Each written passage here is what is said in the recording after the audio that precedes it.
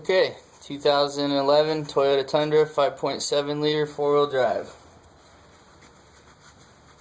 Front brake pads removal. Jack truck up, remove the tire, remove lug nuts.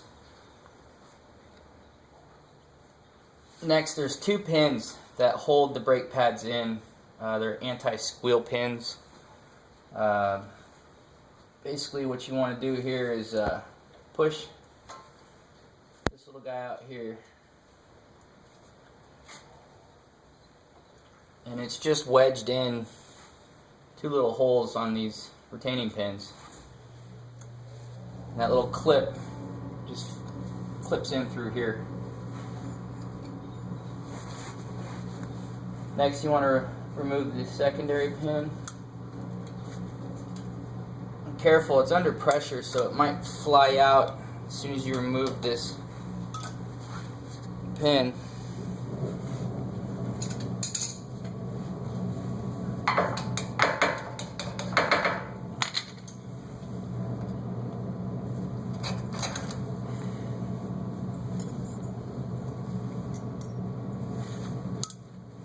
Don't forget to pull your brake reservoir lid off and allow room for expansion. So when you put the new pads in, the fluid is going to rise.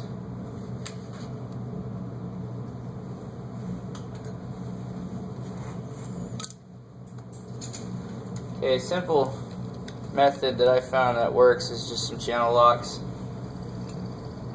And you're going to want to squeeze the brake pad to compress the cylinder.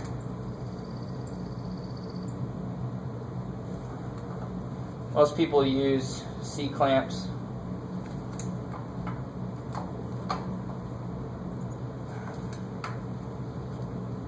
But either method works. C-clamps are a little less messy. You get more of a firm compression. I'd only do one pad at a time, because the way these cylinders work is it'll push and pull on each other. So if you remove this pad while you're compressing this one, it'll push out this one. So if you keep the pad in, then it allows for consistent compression. And then these pads just slide right out.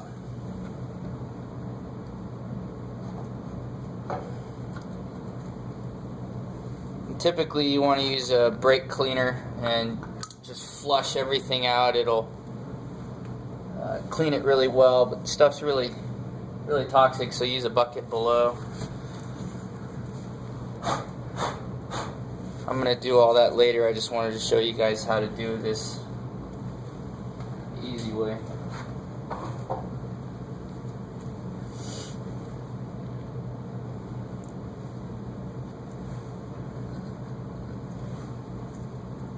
Now these pads right here have little covers on them that the cylinders press against, little brake dust collection points and so forth. The new pads I have don't have those, and they already came with one, so you don't have to replace that. And then just double tap that, you got the right side.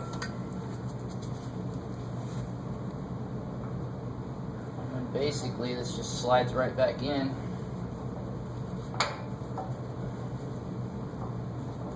So, and with all the brake dust and everything, it's going to be a little tight fitting, but once you clean it, that'll make a huge difference. Okay, and then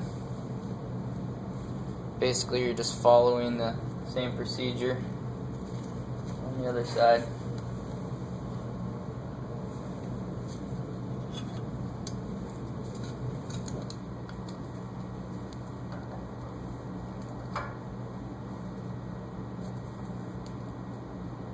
And you just press real slow.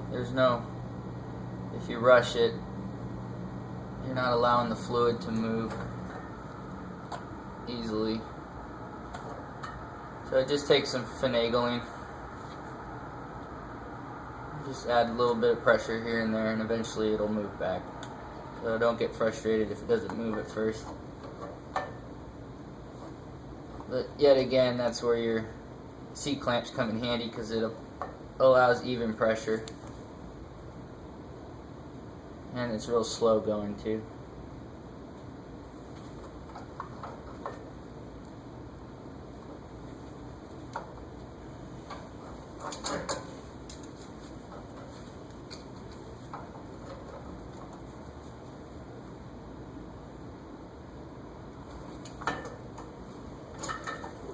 Ideally, you want to push from the center so you can get both cylinders to compress at the same time, or else you're doing that push-pull that I'm talking about.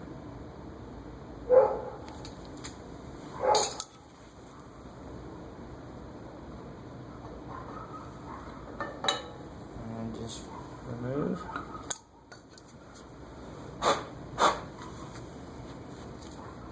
Typically, you don't want to blow on the brake dust and get it all over your face and breathe it in and get you cancer. And then you slide the new one in.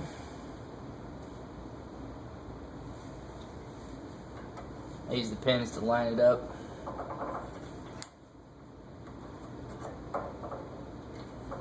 Like that.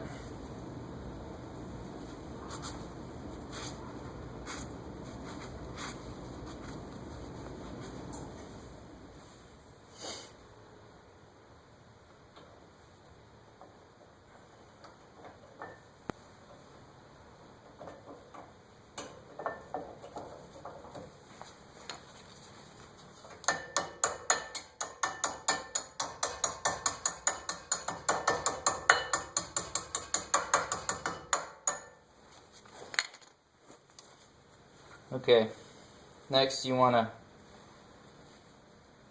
take your little anti-pin here and just basically line it up with the bottom holes first. So be careful that it doesn't spring out and get you in the eye. Keep a hold of it and just tap your pins through. And you're going to want to grease these pins with brake grease. Not exactly sure what it's called, but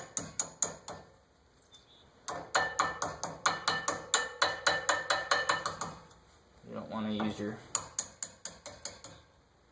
typical grease, obviously, on your brakes. Keep in mind, this video is for people who aren't extremely mechanically inclined.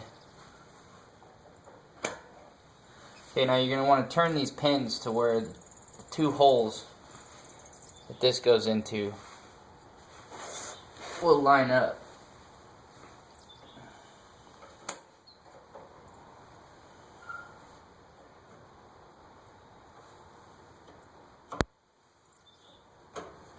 Like so.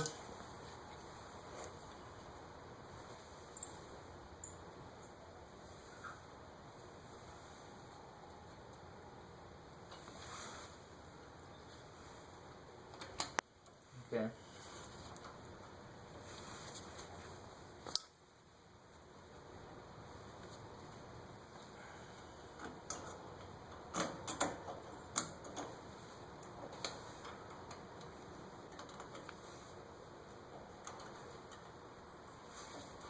And voila, you're done. Now, like I said, just make sure you clean it real well with brake cleaner. Prevents any further damage to your rotor and so forth. Plus, it just helps clean it and keep it from squealing real bad down the road.